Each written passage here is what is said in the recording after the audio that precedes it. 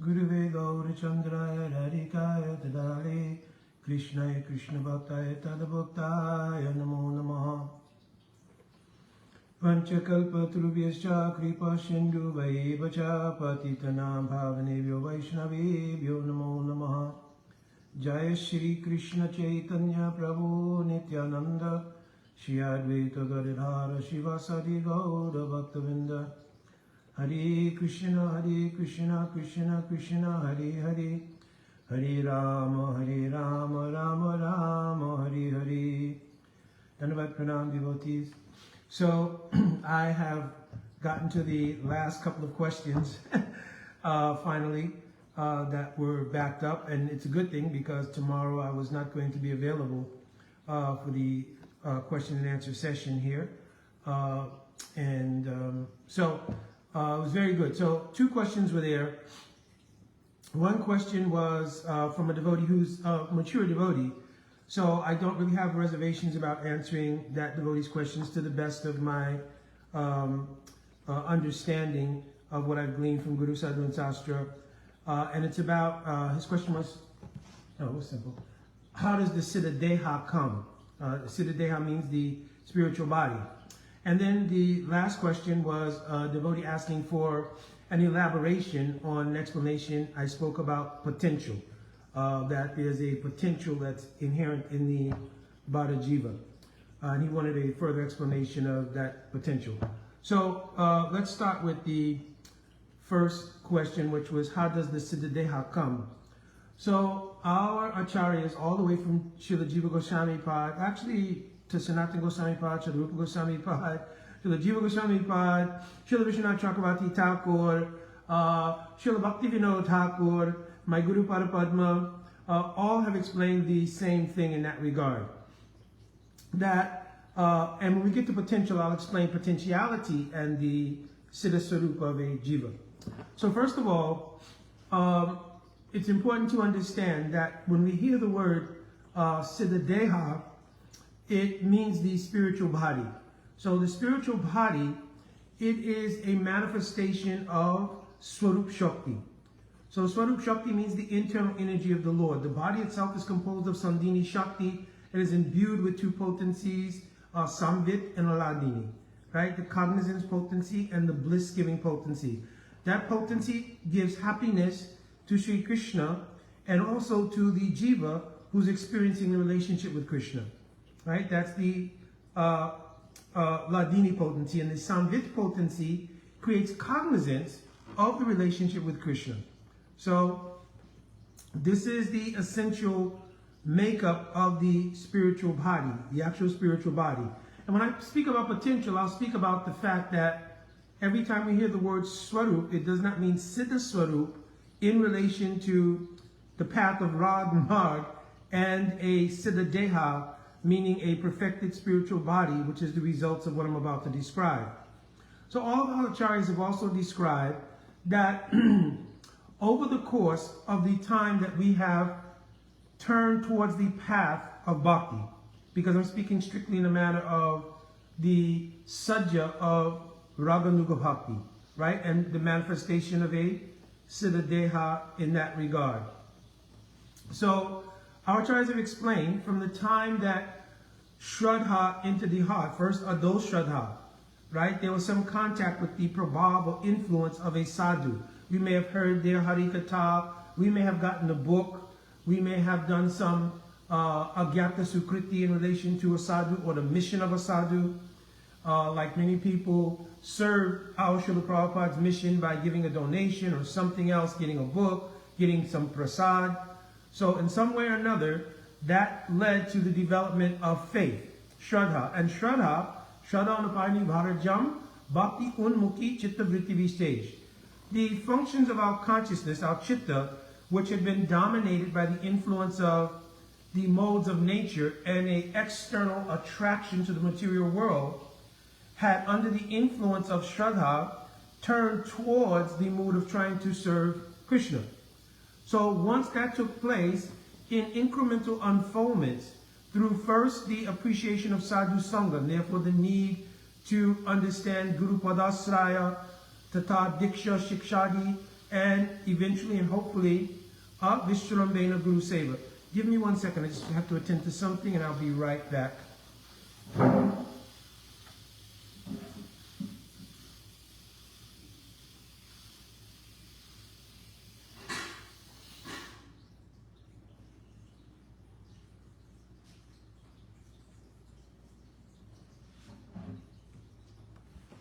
Okay, so that was unusual. Very seldom happens. Okay, so in following those things, Guru Parasraya, Diksha, Shikshadi, and then coming to Vishrambena Guru Seva, then instructions on the basic practices of bhajan life can begin, bhajana kriya, right? So this means following the outline of what, if anybody's familiar with our practice, has been doing for, however many years you've been involved in Krishna consciousness. So following that process, following that path of activity, and hopefully developing some internal depth in that practice, gradually the anarthas, which are the unwanted elements blocking our progress, are removed. And then nishta nischalaya yashaha iti nishta. Then eventually the chitta becomes nishta. And here nishta means nischalaya, means it's not flickering or vacillating between material interest and spiritual interest, and it's not being bombarded by the modes of nature, but rather there's a steadiness, a calmness, a placidness to the chitta. When that happens, one can really truly appreciate the bhajan practice that we've been doing. So, tatad bhavadi madhure shruti dirapekshate nasa sastana yuktingscha ta lobat utpatti lakshanam. So a ruchi arises in the bhajan practice, especially nam bhajan, appreciating Harinam. And in that sense, then the quality and quantity of one's chanting increases. Hearing Harikatha, one develops a great appreciation for hearing Harikatha. These things, when they reach their perfected stage, are described as the lakshan, or qualities of that stage, like the stage of Bhav. Kshantira vyaktakala virakti manasuyata ashabandha sumutkanta namaganai sararuchi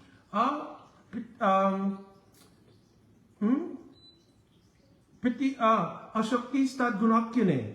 So one develops namaganai sararuchi, very great taste in Harinam and attachment to hearing Harikatha. So those very same things in a lesser degree, so to speak, appear in ruchi. So there's great attachment to bhajan life. From that intensity of bhajan life arises organically and naturally the object of your bhajan. So it's proda parama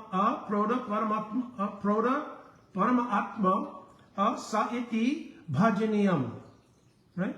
So from the practice of the intensified practice in bhajan, the attachment, asakti, to the object of the bhajan, bhajaniyam, takes place. So in this stage of asakti, what happens is that now the deep attachment gives rise to a particular mode of service.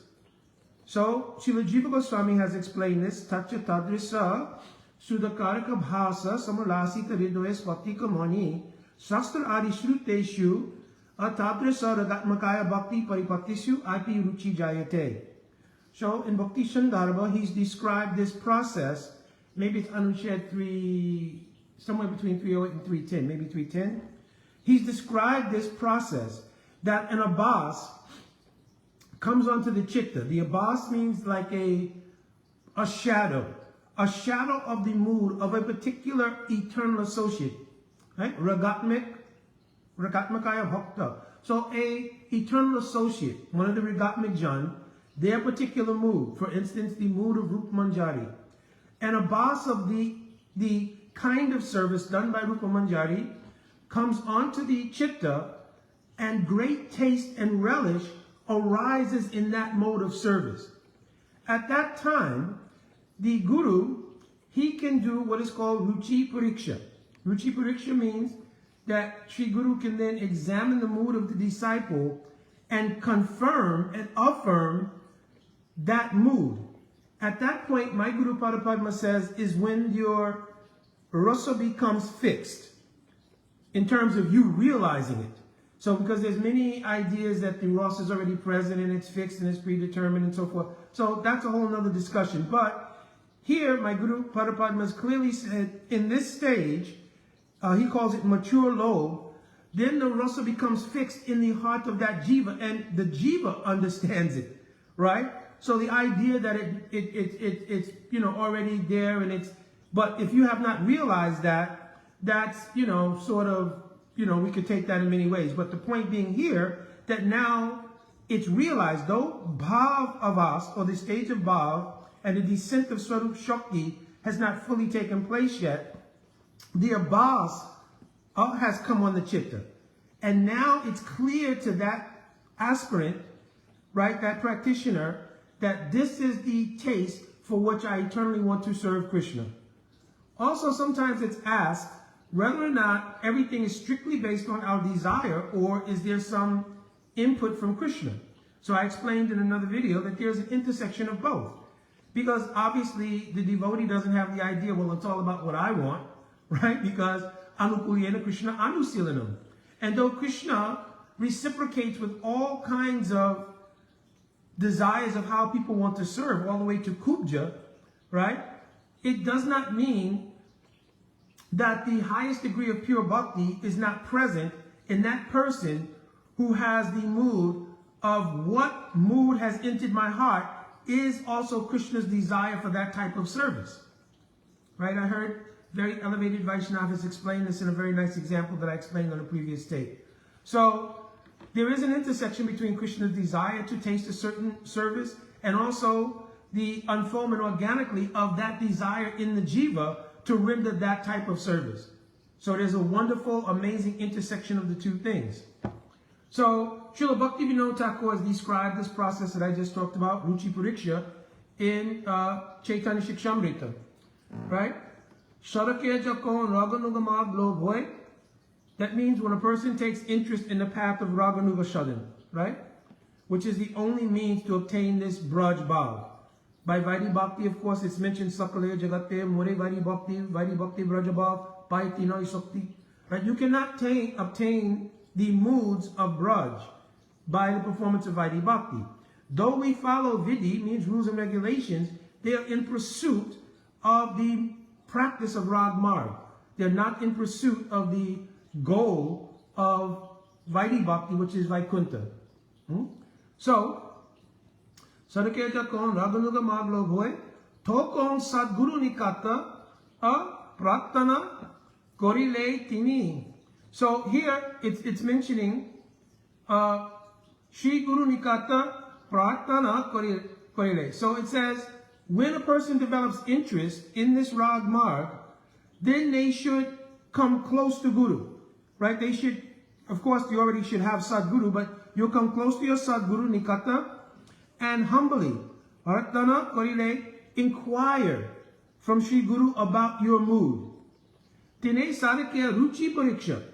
Then Shri Guru will do Ruchi Pariksha. He will examine the nature of your Ruchi. We see this in the case of Brajanath and Vijay Kumar in Jaiva Dharma, where Srila Gopal Guru Goswami, when they came of maturation in their Ruchi, he did this Ruchi Pariksha. He examined, oh, what is it that you have attraction to? And what is it that you have attraction to? As it turns out, in their maturation of their Ruchi, one had attraction for Sakyarasa and one had attraction for Madhujya, right? So, this is called Ruchi Pariksha. Then Sri Gurudev, Koriye Tahar Bhajan Nirinoy. He will then give instructions how to do bhajan to crystallize that particular mood which has now become situated in the chitta of the jiva. Right? Then, Shange Shiradehe Porichaya Koriye Diven. And he will acquaint the devotee with his Siddha Deha. So here, it does not mean that Sri Guru has given the Siddha Deha. Sri Gurudev is the embodiment of Swarup Shakti. And Srila Gurudev's instructions in bhajan, their harikatha, the seva you render to them, all is what imbues the jiva with Swarup Shakti. So now, Gurudev has also explained that whenever you see the shadow of something, and I've explained this many times, so this is a repeat, right? When the shadow of something is present, it indicates that the substance casting that shadow is also nearby. So when this abhas of the Ragatmik Jan appears on the chitta, it's indicative that Swarup Shakti itself is nearby. And the jiva having come to the stage of a Shakti, their own, because two things are required for bhakti, right? And was demonstrated in the Damodar Bandhan Lila. One is the endeavor.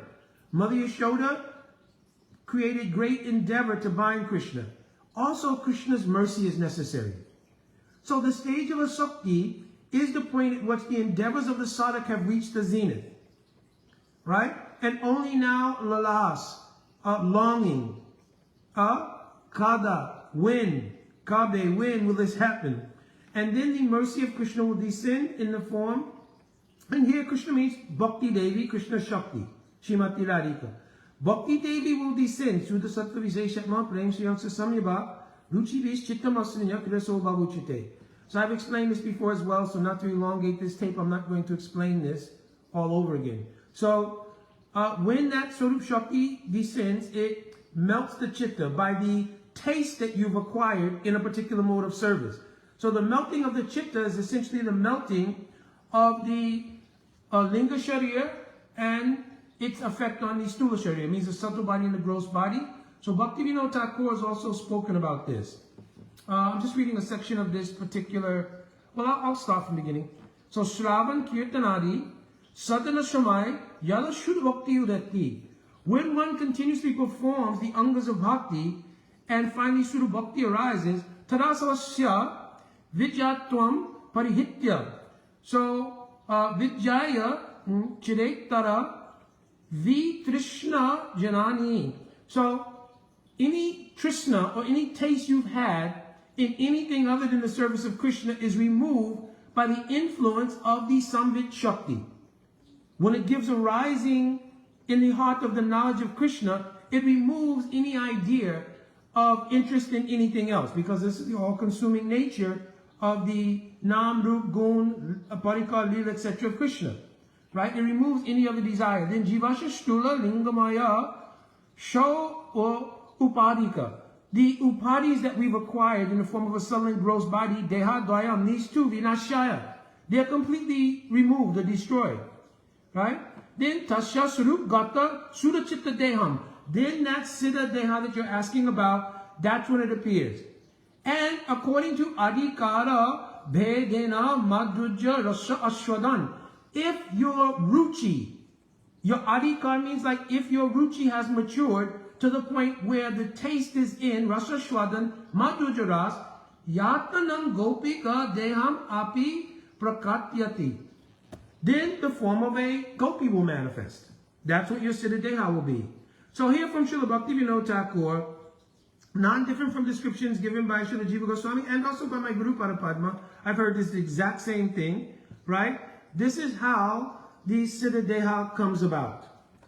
Now to go on to the next question, which will also answer some questions regarding the idea of all of these things being currently present in the Atma, etc. of the Jiva in a unmanifest, dormant, or latent way. I've already explained that ad nauseum, so I'm really not going to elongate it, but I am going to explain what is potential. And from that explanation, you'll be able to understand this idea of how it is present in potential. So, the devotee asked me to elaborate on what I meant by potential. So I've already explained one point is that spiritual potentiality is not the same as material potentiality. Material potentiality may go unfulfilled because it's relative. It is not an absolute fact. But spiritual potentiality is based on the constitutional relationship that we have with Krishna. Jiversu Poya Krishna Nichadas. Das Bhuti Harieva Nanyasha Karatchana. Right? Paramamayka Seshitwa. So from Jiva Goswami to Srila Baladevi Jabushin, which is, they're all quoting Chandogya Upanishad in this other statement, right? To Mahaprabhu's statement himself, all have stated that the jiva has a constitutional relationship with Krishna in the form of worshiper, and the worshipped, or the servant and the master, right? You can couch it in so many different ways, but there's an eternal bond based on that. The generic potential is there in every jiva because of that to develop that relationship. Every jiva has that generic potential to develop that relationship. That generic potential becomes activated potential, right? When the jiva takes to the path of some kind of spiritual unfoldment. Here, I'm not even speaking about exclusively bhakti, right? Because everyone, no matter what condition you're in, right, is the servant of Krishna, whether you're conscious of it or not. So if you're Bada Jiva, it does not remove the fact that you're a servant of Krishna. Mamam vamso jiva loke jiva bhuta sanatana. Manakstak indriyani prakriti stanikashiti. In fact, there is a unconscious seva that goes on even by the Bada Jivas in the maintenance of the Srishti Lila. Right? Their own karma and all these other things is part of what maintains the Srishti Lila of Bhagavan. So there is a unconscious seva that's done by everybody, right? Whether you're realized or not, right? So you cannot remove the status of being Daso Shmi, the servant of Krishna. The question is if you're conscious of it or not. So when one takes to any spiritual practice, then that generic dasitva takes on an activated form, because now somebody's trying to conclude how they are the servant of Krishna, or understand how they're the servant of Krishna. When there is the presence of self-interest, however, the cloud of that self-interest obfuscates the clear view of the highest form of service of Krishna and presents to that jiva a means of how to get free from their suffering and be able to recognize that though they're not part of the material world, they are a spiritual entity. So that is a step in the activation of a specific potential in understanding I'm not the body, but I'm the soul. So those are persons who may take to the path of Gyan, and they may come to realize that I am not this body, and they will experience Atma Ananda. They'll taste the result of being the Atma, and in the Atma there's a natural condition of bliss, which is the part of being Dukkha Pratiyogita. It means being free from any kind of misery that was presented by the material world, and Rasam Eva Labdha Nandi Bhavati, and the potentiality of the development of unlimited forms of bliss. That is presented in the Atma upon Atma Ananda. Those who develop the desire to merge into the existence of the absolute truth, Sayuja Mukti, they will in their path realize as the goal Brahmananda, in which they will then be merged into the effulgence of the body of Krishna. And in that Brahma Ananda, they will taste also a kind of Ananda, but there's some self-interest there, right? Again, in further development, it will come to recognizing Paramatma, right? In further development, it will come to a desire to serve Paramatma. So the introduction of Dasatwa in an activative way. Then it may come to a desire to serve beyond the mode of Aishwarya, in which the moods of Braj may become present, right? And then in the moods of Braj, various degrees of and varieties of rasas in relation to serving Bhagavan in the form of Swayam Bhagavan Sri Krishna, or Vrindanandan Sri Krishna.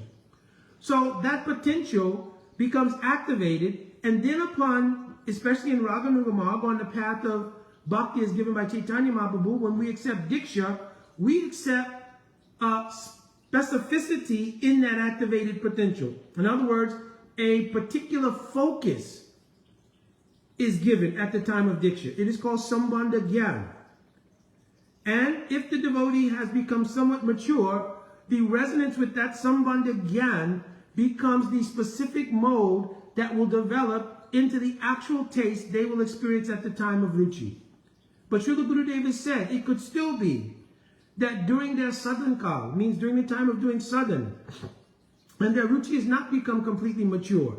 Like with Gopal, Guru Goswami, Brajanath and Vijay Kumar, it may be that the specificity of the ruchi which attracts them as they become mature may still vary, like in Sakyaras or in Madhujaras. Right?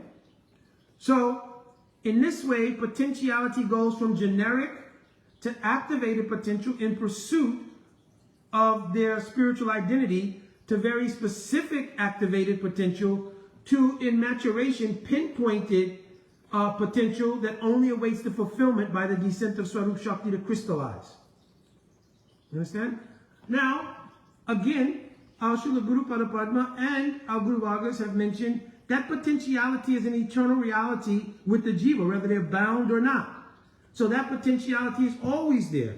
And our Guru Padma and our Guru Vargas have spoken like that. That the jiva, his name, form, mode of service, everything exists in an unmanifest, dormant, or latent state, synonyms for potentiality in the jiva, even in the stage of bondage. Bhaktivinoda Thakur has also brought that out very clearly. Now, another thing that we have to recognize is that there is a differentiation between the activated specificity and potentiality that comes from the path of bhakti versus somebody simply realizing the Atma or the soul. It is not that automatically by the removal of Maya, one will discover a Braj Ras in their soul. It will depend. Upasana anushanena date hi bhagavan phalam. In Brihad Bhagavatamrita, right, it's clearly mentioned, according to the upasana that's done, the mode of practice that's done, a particular unfoldment takes place. So Srila Bhaktivinoda Thakur here has just clearly mentioned that if one is practicing bhakti, right, then that unfoldment takes the shape of producing a body according to one's mature adhikar, right? Shravanam kirtanadi, sadhana shamaya. So the result of the practice of the sadhana, even though the mood is not produced by sadhana, because it is a nitya siddha bhava, right? Nitya siddha shabhavacha prakritamriti sajjata. So my Guru Padma and our whole Guru Vargas have mentioned that nitya siddha bhava resides in the Ragatmik Jan, means in the eternal associates. But when Swarup Shakti descends, that mood descends from them into the heart of the jiva, and their potential and the Atma of the jiva become one. So Guru Dev, I heard a very nice lecture that one of my godbrothers sent to me. It was in Hindi, but there was also translation. But if you understand even a little Hindi, you could understand. The Guru Dev says that the Atma and that Swarup Shakti become taratmik. They become one. So this is also encapsulated in the verse in the first canto Srimad Bhagavatam chapter 6 of Narada Muni's perfection. Prayujamani mai tuam sudim bhagavatim tanum. Rabda karma nirvano anyapatat panchabodhika. That the word prayuj is translated by our Srila Prabhupada, by all the acharyas, is awarded. So, but the word prayuj, if you look it up, also means a complete bonding of two things. Yuj means like yoga, to bind. Prayuj means a complete binding of two things. Right? So there would obviously indicate that Narada Muni received a Siddha Deha by which his Atma and that thing were one. Right? Because in the material world, you receive two bodies, a subtle body and a gross body, but they have nothing to do with the soul. They're impositions on the soul. Right? The soul never even touches the subtle or gross body. Asangohiyanyam purusha. It does not touch at all. But here the Atma becomes obviously one completely with Swarup Shakti. And that body is a manifestation of that particular bhav, identity, everything regarding a unique spiritual DNA of that Atma. Right? So why have they translated it as awarded? Because without the mercy of Bhagavan, this does not take place. So this prayuj is only manifest by the mercy of Bhagavan. Right? Or Bhakti Devi, meaning Bhaktya Sanjatya Bhaktya. Bhakti comes from Bhakti. Right? So I hopefully I answered the two questions. One was, where does the Siddha Deha come from? I quoted evidence from Srila Jiva Goswami Pad. Of course, you can look at Rupa Goswami and Bhakti Rasamrita Sindhu. He's described the same things from the verse Sudha Sattva Visheshat Mahaprem Siyaksa Samya Bhav. And even going beyond that, he describes the unfoldment to that point of doing sadhana, kriti sajya, bhavet sajya, etc. He's also described how it's unfolded over the course of the life or several lives of a jiva. What is this verse? Praktanak aduniki chasti yashad bhaktivasana. Right? Tameva rasa aswadya. Tasha eva jayate. That over the course of these sanskars from many, many lives, one has come to the point of being able to taste the ashwadan of a particular rasa. Right? Let me see. And of course I explained from Srila Bhaktivinoda Thakur in two separate places the process by which the Siddha Deha has come along. So one is in his commentary on the first verse of Shishashtakam, right? I think it's related to that. And then the second one, of course, is from Chaitanya Shikshamrita. Right? All right, my Dandavat Pranam devotees. Vancha Kalpaturvisha Kripa Shindavevacha Patitanam Pavaneva Vaishnavebhyo Namo Namaha. Jai Radhe Radhe.